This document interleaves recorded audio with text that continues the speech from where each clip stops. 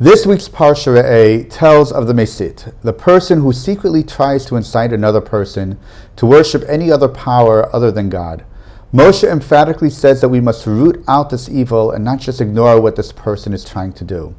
What is more, we need to stop this person from continuing to incite others, even if it means stoning this person to death.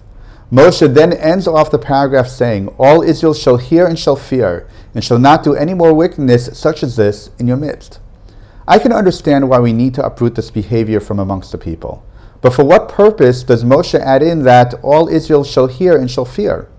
Rav Shimshon Raphael Hirsch notes that there are 4 cases in the Torah where Moshe tells us that all Israel shall hear and shall fear, of which the Mesit in our parsha is one of them. Rav Hirsch says that these cases need to be publicized to the public in order to draw attention to them, not for punishment, but rather for deterrence.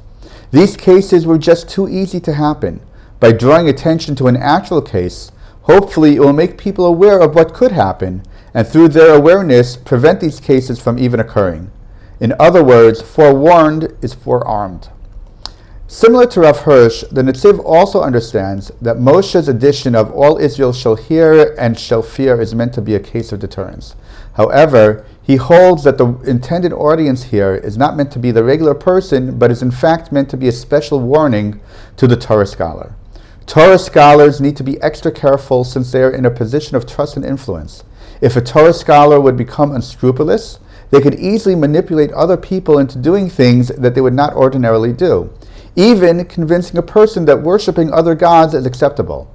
Even if a Torah scholar meant well, as Avtalion said in Pirkei Avot, chapter 1, Mishnah 11, "Sages, be careful with your words, lest you deserve to be exiled and are exiled to a place of bad waters. The students who come after you will drink of these waters and die, and God's name will be desecrated." As such, Moshe is specifically warning the Torah scholar that there can be severe consequences to their actions.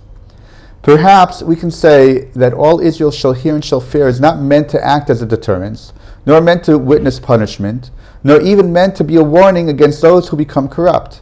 Rather, it is meant for Israel to take stock, to reflect and look within. We should be aghast that there are people who are our own flesh and blood who could stoop so low as to want to corrupt us from within and turn us against God and our heritage. In a sense, this reminds us of the story of the spies that Moshe sent to scout out the land. Yalkut Shimoni explains that when the spies returned from the land and 10 of the 12 spies decided that they were not going into the land, they quietly incited the people, tribe by tribe, family by family, person by person, until their incitement had reached the entire nation and turned everyone against going into the land.